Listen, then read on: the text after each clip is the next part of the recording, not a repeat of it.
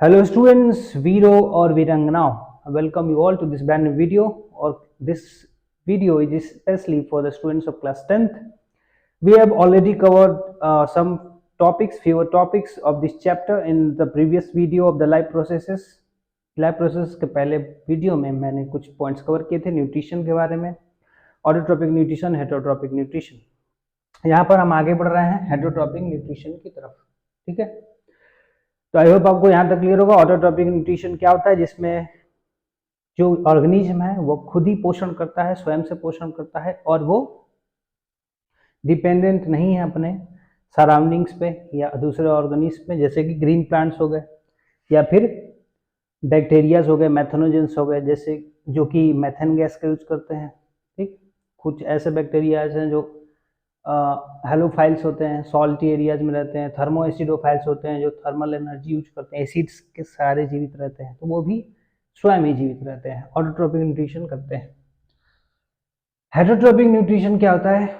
Heterotrophic nutrition वो होता है जहां पर जीव जो है, ठीक है, वो दूसरे पर निर्भर होता है, स्वयं पोषण नहीं कर सकता, उसको नेचर से, सराउंडिंग से कुछ चाहिए, उसके बिना वो फूड नहीं बना सकता। समझ आई बात?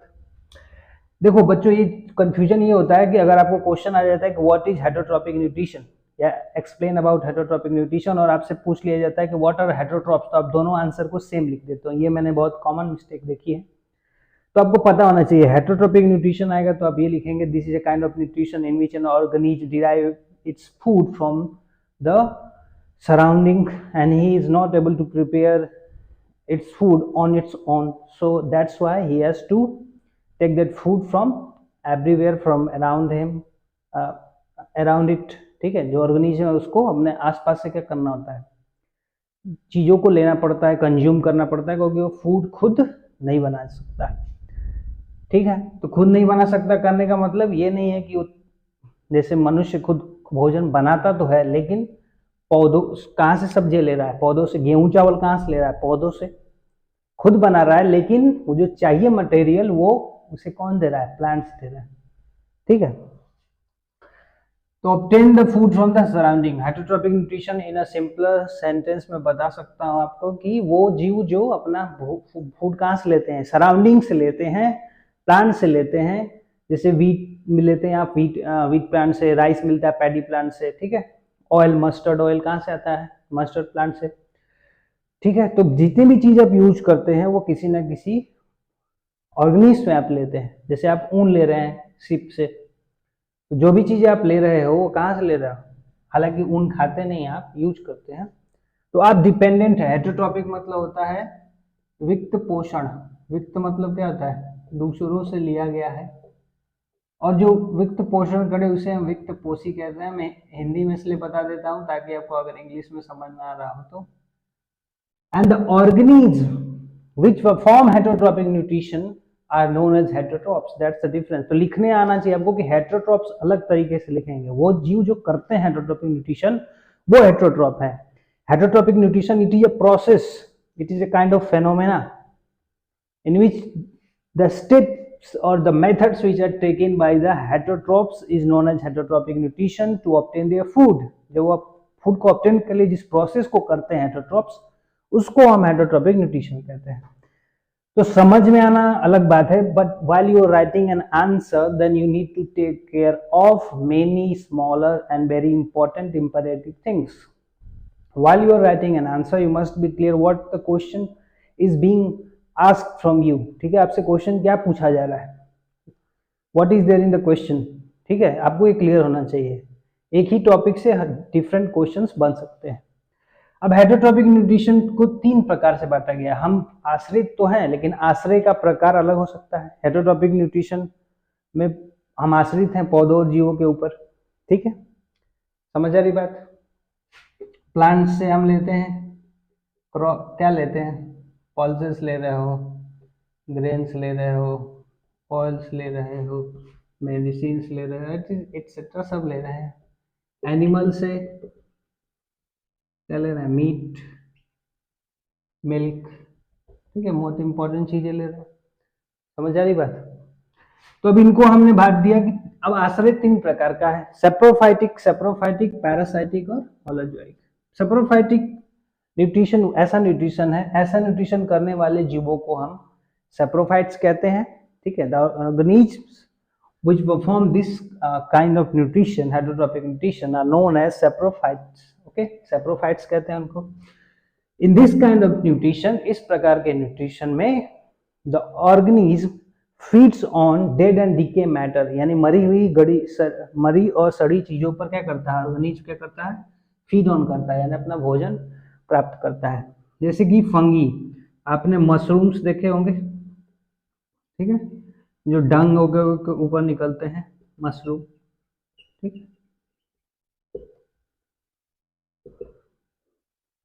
ठीक है। जैसे कि आपने देखा होगा डेड बॉडीज जो पड़ी होती हैं, ठीक है, कहाँ पर, रोड के किनारे वगैरह, वो कुछ समय बाद विलुप्त हो जाती है, गायब हो जाती है, तो कहाँ जाती है, वो नेचर ने ऐसा बनाया हुआ है कि जो भी चीजें डेड या डीके हो जाती हैं तो कुछ ऑर्गेनिज्म हैं जो उन्हीं पे फीड करते हैं। इससे क्या होता है, हमारा सराउंडिंग भी साफ हो जाता है और पोल्यूशन भी नहीं फैलता है और कुछ को भोजन भी मिल जाता है। तो प्रकृति बड़ी ही खूबसूरत तरीके से रचना करती है इस चक्र का, जीवन चक्र का, ठीक है। तो ये सारे फंगी और बैक्टीरिया जो हैं ये सेप्रोफाइटिक न्यूट्रिशन करते हैं, यानी कि ये मरी हुई चीजों से भोजन उत्पन्न करते हैं। What is a fungi? Fungi is, कुछ लोग इसको some people pronounce it as fungi, some say it as fungi. Non photosynthetic plant है, क्या है, non photosynthetic fungi is a non photosynthetic plant. समझ आई बात? और अब दूसरी तरफ हो गए बैक्टीरिया। क्लियर है?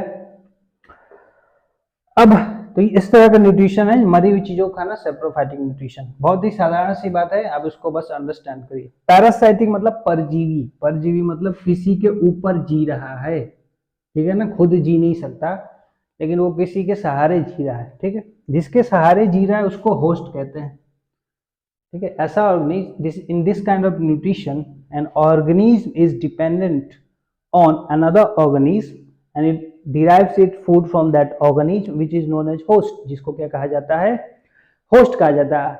But the fact of the matter is that organism does not kill its host, वो अपने होस्ट को मारता नहीं है, उसके साथ ही रहता है लिविंग कंडीशन में, ठीक है, और उससे अपना भोजन प्राप्त करते हैं। जैसे आपने क्रीपर देखे होंगे जो पौधों के ऊपर बड़े बड़े लटके हुए होते हैं, उनके सहारे क्यों लटके होते हैं, क्योंकि उनकी वो हेल्प लेते हैं अपनी फूड को कंप्लीट करने के लिए। ठीक उसी प्रकार से एक प्लांट होता है अमरबेल, जिसको कसकटा भी कहते हैं, कसकटा प्लांट, ठीक है। तो ये प्लांट भी क्या करता है, ये प्लांट भी दूसरे पौधों से अपना भोजन उत्पन्न करता है। बैक्टीरिया जैसे मान लो आपको कोई बीमारी हो रही है और आपके अंदर कोई बैक्टीरिया प्रवेश करता है आपके शरीर के अंदर, तो वो बीमारी हो रही है, वो बैक्टीरिया ने ये सोच के थोड़ी आपके अंदर घुसा था कि आपको बीमार कर दूंगा। वो तो अपनी न्यूट्रिशन प्रोसेस पूरी कर रहा है, आपके फूड को यूज कर रहा है, आपके जेनेटिक मटेरियल को यूज कर रहा है ताकि खुद को मल्टीप्लाई कर सके, बढ़ा सके। अब आपको उस चीज से हानि है। कहते हैं ना, development for one may not be development for other. It means that if something is benefiting you, it doesn't mean that it obviously will benefit another people or others, ठीक है। जो चीज आपको फायदा दे रही है वो जरूरी नहीं है वो दूसरे को भी फायदा दे, ठीक है। This is not going to happen, ठीक है। It can be evenly said, इसको हम समान रूप से कह नहीं सकते। इट्स नॉट एन इक्विलिब्रियम, ये कभी भी इक्विलिब्रियम में जा ही नहीं सकता। उसी तरीके से बैक्टीरिया अपना भोजन कर रहा है, खुद को जीवित रखने की कोशिश कर रहा है, लेकिन आपको बीमार कर देता है। और आप जब अपने आप को जीवित रखने की कोशिश करते हैं बीमारी से बचाने की, तो आप बैक्टीरिया को मार देते हैं। तो प्रकृति ने चक्र कुछ इस प्रकार से बनाया हुआ है। प्लाज्मोडियम, जिससे आपके अंदर मलेरिया फैलता है। प्लाज्मोडियम जो एक परजीवी है जो फीमेल एनाफ्ली, जब मच्छर आपको काटते हैं तो उनके डंक में, स्टिंग में मौजूद होता है, जो आपके शरीर में प्रवेश करता है। लीच, जोंक, जो रक्त पीकर यानी कि ब्लड को सक करके जीवित रहता है। लाउज, ढील, सबसे अच्छा एग्जाम्पल है पैरासाइटिक न्यूट्रिशन का। लाउज जो होता है, जो आपके आपके बालों में या ज़्यादातर स्त्रियों मादाओं के बालों में रहता है, ठीक है, और वो आपके स्कैल्प से क्या करता है, ब्लड को सक करके जीवित रहता है। तो उस तरह का न्यूट्रिशन वो आपके ऊपर ही है, आपको मार नहीं रहा लेकिन आपसे ही भोजन ले रहा है, तो उस तरह का न्यूट्रिशन क्या हो गया, पैरासाइटिक न्यूट्रिशन। होलोजोइक न्यूट्रिशन क्या होता है, होलोजोइक न्यूट्रिशन जो है एक कॉम्प्लेक्स, इस होलोजोइक का मतलब होता है ऐसा ऑर्गेनिज्म जो सॉलिड फूड से लेते हैं, कंज्यूम करते हैं, उस तरह के न्यूट्रिशन को हम होलोजोइक न्यूट्रिशन कहते हैं। दूसरी भाषा में ये समझ लीजिए, कॉम्प्लेक्स एक जटिल प्रक्रिया, जटिल भोजन को पचाने की प्रक्रिया जिसमें बहुत ही एक्सटेंसिव प्रोसेस यानी बड़े विस्तृत रूप से प्रोसेस होता है। 5 तरह के प्रोसेस होते हैं। पहले फूड को आप क्या करते हैं, अंदर लेते हैं, इंजेशन, फिर होता है फूड का digestion, second process, third process is उसका एब्जॉर्प्शन होता है, अवशोषित किया जाता है हमारी आंतों के द्वारा, विलीस के द्वारा, ठीक है। Then it is send to the cells with the help of capillaries, और फिर इनको सेल्स के पास भेजा जाता है कैपिलरीज की सहायता से, ठीक है, दैट इज एजिमुलेशन। और फिर सेल्स जो है utilize that those nutrients to produce energy for you और to oxidize the food and make energy and ATP for you, ताकि आपके लिए वो ऊर्जा बना सके। तो एजिमुलेशन होता है। एजिमुलेशन के बाद जो वेस्ट प्रोडक्ट होता है आपकी बॉडी का, वो या तो एक्सक्रीशन, एक्सक्रीशन जो है जो बाकी जगहों से, जैसे स्वेट निकल रहा है, ठीक है, स्नॉट निकल रहा है नाक से, वॉमिटिंग, वॉमिट नहीं, बाकी जो भी चीजें निकलती हैं शरीर से आपके कचरा, वो एक्सक्रीशन, और जो आपके एनस से जो वेस्ट प्रोडक्ट निकल जाता है वो इजेशन। थोड़ा सा डिफरेंस होता है एक्सक्रीशन और इजेशन में, ठीक है। जो आपका वेस्ट प्रोडक्ट निकलता है आपके डाइजेस्टिव सिस्टम से वो इजेशन है। बाकी जो चीज़ें आपके शरीर से निकलती हैं जैसे कि स्वेट हो गया, पसीना वगैरह हो गया, उसको हम एक्सक्रीशन कहते हैं। ये डिफरेंस है, ठीक है। तो जो कॉम्प्लेक्स प्रोसेस शामिल होता है, जितने अधिकतर जीव जैसे इंसान, गाय, शेर, मछली, अमीबा, अमीबा एक यूनिसेलुलर ऑर्गेनिज्म, एक सेल वाला जीव, पैरामीशियम, ये सारे ही क्या करते हैं, होलोजोइक न्यूट्रिशन कहते हैं। अमीबा का न्यूट्रिशन हम आगे भी पढ़ेंगे इस चैप्टर में, ठीक। आइए अब आपको ये बात समझ में आ गई है, चलिए आगे बढ़ते हैं। तो इसके बाद टॉपिक आता है, ये न्यूट्रिशन समझ में आ गया होलोजोइक। अब आगे बढ़ते हैं, न्यूट्रिशन इन प्लांट्स। प्लांट्स में जो न्यूट्रिशन है वो ऑटोट्रोपिक होता है, यानी वो स्वयं भोजन करते हैं। सेल्फ प्रिपरेशन होता है उनका, सेल्फ प्रिपरेशन ऑफ फूड, यानी कि वो फूड को खुद ही बनाते हैं। प्रक्रिया जो है वो क्या होती है, फोटो सिंथेसिस की होती है। और कहाँ पे भोजन बनाया जाता है, पत्तों के मेसोफिल सेल। देखो पत्तों में भोजन क्या बनता है, कौन से सेल्स में, तो पत्तों में भोजन बनता है मेसोफिल सेल्स में। कहाँ बनता है, मेसोफिल सेल्स होते हैं लीव्स के अंदर, ठीक है, जिनके अंदर पर्याप्त मात्रा में क्लोरोप्लास्ट, क्लोरोफिल मौजूद है, उनकी सहायता से भोजन बनता है। प्लांट्स की खास बात यह है कि इनऑर्गेनिक सब्सटेंस का यूज करते हैं। इनऑर्गेनिक सब्सटेंस क्या है, मैंने पहचानने का तरीका बताया था आपको। अगर वो ऑर्गेनिक है उसमें कार्बन और हाइड्रोजन दोनों होगा, इनऑर्गेनिक है तो एक कोई है, जैसे कि CO2 में C है, H2O में H है, इस तरह से पहचान सकते हैं आप। तो CO2 H2O का यूज करके वो इनऑर्गेनिक सब्सटेंस से अपना भोजन बनाता है। जैसे कि यहाँ पर एक रिएक्शन दिया हुआ है कि 6 CO2 प्लांट ले रहा है, 6 H2O वाटर ले रहा है, कार्बन डाइऑक्साइड, वाटर और लाइट एनर्जी जो सन से मिलती है आपको, ये किसके द्वारा ट्रैप किया जाता है, क्लोरोफिल के द्वारा। क्लोरोफिल जो है वो क्या है, एक ग्रीन पिगमेंट है जो कहाँ पे मौजूद होता है, प्लांट के प्लास्टिड्स जिसको क्लोरोप्लास्ट कहते हैं उसमें मौजूद होता है। इसकी सहायता से पौधा अपना भोजन बनाता है। क्या, C6H12O6, ठीक है, 6O2 क्या बनाता है पौधा, उसका एंड प्रोडक्ट क्या है, पौधे के फोटोसिंथेसिस का, वो ग्लूकोज बनाता है अपने लिए, उसका ये भोजन। और 6O2 यानी कि ऑक्सीजन, ऑक्सीजन बनाता है जिसको वो रिलीज करता है। तो आप क्या करते हैं, उसको कंज्यूम करते हैं, ठीक है, उसके सहारे आप क्या रहते हैं, आप जीवित रहते हैं। आपका प्राणवायु है ऑक्सीजन जो पौधे के द्वारा निर्मित होता है, ठीक है। तो पौधों में भी लाइट रिएक्शन और डार्क रिएक्शन होता है। तो आपको पता होगा पौधे के अंदर क्या होते हैं, क्लोरोप्लास्ट होते हैं। क्या होते हैं, क्लोरोप्लास्ट। क्लोरोप्लास्ट जो होता है वहां पर इसमें जो लिक्विड होता है उसको स्ट्रोमा कहते हैं। क्या कहते हैं, स्ट्रोमा, ठीक है। और ये जो होता है थैला है, इसके ग्रुप को ग्रैना कहते हैं, ठीक है। तो लाइट रिएक्शन जो होता है, दो तरह का रिएक्शन है फोटोसिंथेसिस में, रोशनी प्रकाश में जो रिएक्शन होता है वो थैलाफाइट्स में होता है, क्लोरोप्लास्ट के अंदर, ठीक है। और जो इसके अंदर तरल है, फ्लूइड है, स्ट्रोमा, डार्क रिएक्शन इसके अंदर होता है, ठीक है। दो तरह के फोटोसिंथेसिस में प्रोसेस होते हैं, लाइट रिएक्शन और डार्क रिएक्शन, जिसको आप आगे एक्सटेंसिव क्लासेस में पढ़ोगे, जिनकी सहायता से भोजन, kitchen of the plant cell is chloroplast. Chloroplast में क्या होते हैं, छोटे छोटे स्टैक्स होते हैं, जिनको थैला कहा जाता है। थैला के ग्रुप्स को ग्रैना कहा जाता है, ठीक है। तो थैला जो होते हैं, थैला जो होते हैं उनमें थैलोफाइट्स, इनमें होता है लाइट रिएक्शन, और जो स्ट्रोमा होता है फ्लूइड, उसके अंदर क्या होता है, डार्क रिएक्शन, ठीक है। बस इतनी बात आपको बतानी है, बस इतना समझ लीजिए, लाइट रिएक्शन डार्क रिएक्शन होता है, ठीक है। लाइट रिएक्शन मतलब जो लाइट के प्रेजेंस में हो रहा है, dark reaction means it is not using the sunlight, ठीक है। C6H12O6 और 6O2, इसकी सहायता से पौधा क्या करता है, भोजन बना लेता है। अच्छा देखो, शुगर, शुगर में भी क्या होता है, सबसे सिंपल शुगर, ठीक है। सबसे सिंपल शुगर क्या है, सिंपल शुगर क्या हो गया, केन शुगर, ठीक है। सिंपलर हो गया ग्लूकोज, कॉम्प्लेक्स हो गया स्टार्च, मोस्ट कॉम्प्लेक्स शुगर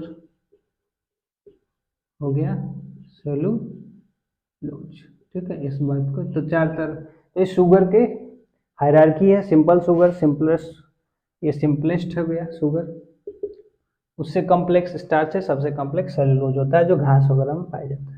पौधा जो है अपने फूड को कॉम्प्लेक्स शुगर के रूप में यानी स्टार्च के रूप में क्या करता है, स्टोर करके रखता है, ताकि फर्दर वो उसको यूज कर सके, ठीक है। तो पौधा जो इस प्रकार से अपना भोजन बनाता है। पौधा एयर कहाँ से लेता है, तो आपको पता है स्टोमेटा से, ये बात पता होनी चाहिए। पौधा जो होता है उसके अंदर स्टोमेटा है, इसके अंदर वाटर जो है जब फिल होता है, वाटर फिल होता है स्टोमेटा के अंदर, इसको ऑस्मोटिक प्रेशर कहते हैं, ऑस्मोटिक प्रेशर, ऑस्मोसिस होता है। ऑस्मोसिस जानते हैं, movement of water from higher concentration to lower concentration, उसको हम कहते हैं ऑस्मोटिक प्रेशर। जब इसमें वाटर भरता है तो ये स्वेलअप हो जाता है, स्वेलअप हो जाता है तो होल क्या हो जाते हैं, खुल जाते हैं। और जैसे ही वाटर लूज करता है स्टोमेटा, स्मॉल पोर स्टोमेटा जैसे ही लूज करता है, फिर से ये क्या होता है, स्टोमेटा फिर से घुट जाता है, यानी कि होल बंद हो जाता है। तो ये वाटर जो है गार्ड सेल्स जानते हैं होता है, गार्ड सेल जो है दोनों तरफ मौजूद होता है पोर के। वाटर जब प्रवेश करेगा तो स्वेलअप करेगा, स्टोमेटा ओपन होगा, एयर का एक्सचेंज, वेपर का एक्सचेंज जो है उसी के द्वारा होता है, ठीक है। समझ में आ रही बात। तो एयर वहां से मिल जाता है, सनलाइट ट्रैप कर लेता है कौन, क्लोरोफिल, ठीक है। रूट से आपको मिनरल्स और वाटर मिल जाते हैं, और पौधा उनसे खुद ही भोजन बना लेता है, यानी वो किसी और जीव की सहायता नहीं ले रहा है। और पौधे किस रूप में भोजन को स्टोर करते हैं, तो स्टार्च के रूप में। फोटोसिंथेसिस कहाँ होता है, तो मेसोफिल सेल्स में होता है।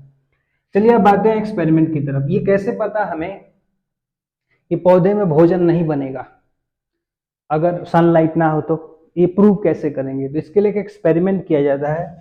देखो खास बात यह है कि अगर पौधे में स्टार्च है और अगर उसमें आप आयोडीन सॉल्यूशन डालते हैं, तो पौधे का रंग जो है वो कैसा हो जाएगा, पौधे के पत्ते का रंग वो ब्लू या ब्लैक कलर का हो जाएगा। ये बात हम मान के चलते हैं कि आयोडीन अगर डाला जाए पत्ते के ऊपर, ठीक है, आयोडीन अगर डाला जाए कहाँ पे, पत्ते के ऊपर, तो अगर उसमें स्टार्च है, अगर आप आयोडीन डालोगे और पत्ते में स्टार्च है, तो पत्ता किस कलर का हो जाएगा, ब्लू ब्लैक। तो इसी पे बेस्ड है पूरा एक्सपेरिमेंट। तो एक पत्ते को लिया जाता है जिसके ऊपर एल्युमिनियम फॉयल लगा देते हैं, फॉयल जो है मतलब एक स्ट्रैप लगा देते हैं, पत्ता उसको ढक सूर्य की रोशनी में रख देते हैं। तो इससे क्या होगा, इतने पार्ट में जितने पार्ट में रोशनी मिल रही है सन की, वहां पे भोजन तो बनेगा ना, लेकिन ये ढका हुआ है, तो यानी कि यहाँ पे भोजन नहीं बन रहा है। समझ आ रही बात, ठीक है।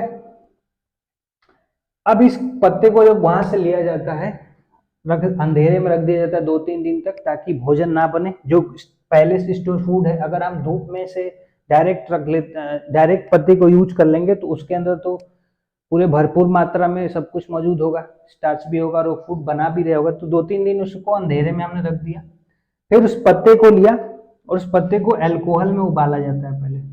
अब अल्कोहल में उबालने से क्या होता है, leaf is boiled in alcohol to remove chlorophyll. Alcohol में उबालने से क्या होता है, उसके अंदर से क्लोरोफिल निकल जाता है। क्लोरोफिल नहीं निकलेगा तो आपको पता कैसे चलेगा, आयोडीन डालोगे तो ग्रीन कलर पे उसका कोई इफेक्ट नहीं आएगा ना, तो पत्ते के अंदर से अल्कोहल की सहायता से क्लोरोफिल निकालना जरूरी होता है। उसमें बॉईल किया जाता है ताकि क्लोरोफिल बाहर आ जाए, ताकि पत्ते में अब क्या बचेगा, केवल अगर कुछ बचेगा, पत्ते में क्या चीज है, क्लोरोफिल है जिसे ग्रीन दिखाई देता है वो, और जो भोजन बनाता है पत्ता वो है, दो ही चीजें होंगी। तो दोनों में चेक करने के लिए अगर क्लोरोफिल है तो उस पर आयोडीन वर्क नहीं करेगा, तो क्लोरोफिल को हटा दिया जाता है अल्कोहल की हेल्प से। समझ आई बात। अब उस पत्ते में क्लोरोफिल नहीं है, यानी कि पत्ता पूरी तरह से कलरलेस हो गया, उसमें कलर नहीं है। अब उस पर जब आयोडीन डाला जाता है तो ये जो पार्ट है वो ब्लू ब्लैक हो जाता है, लेकिन ये बीच वाला नहीं होता है। तो इससे आपको क्या पता चलता है, इससे आपको ये पता चलता है, यहाँ पहले ही कहा हुआ था कि अगर स्टार्च होगा तो ब्लू ब्लैक हो जाएगा, यानी कि सनलाइट में जितने पार्ट को हमने रखा था उस पार्ट में स्टार्च बना है, तभी तो ये ब्लू ब्लैक हुआ है। और जितने पार्ट को हमने ढक के रखा था वहां पर भोजन नहीं बना है, इसलिए यहाँ पर स्टार्च नहीं है, स्टार्च नहीं है, नो स्टार्च, इसलिए पत्ते का कलर चेंज नहीं हुआ। समझ आई बात। स्टार्च होता, यानी कि सनलाइट नहीं होने से ये वाला जो पार्ट है जो ढका हुआ था वो भोजन नहीं बना पाया। समझ आई बात। तो ये है पूरा न्यूट्रिशन प्लांट्स का। ये कुछ ऐसे पॉइंट्स हो सकते हैं जो एलोबरेट ना हुए हों इसमें, ठीक है। अगर आपको ऐसा लगता है तो आप प्लीज कमेंट करें वीडियो को देखकर, और बाकी बायोलॉजी के स्टूडेंट्स को भी ये वीडियो सेंड करें ताकि वो इसकी सहायता से अपने डाउट्स क्लियर कर सके। Okay, please watch the video and get the knowledge if you want to. Thank you so much.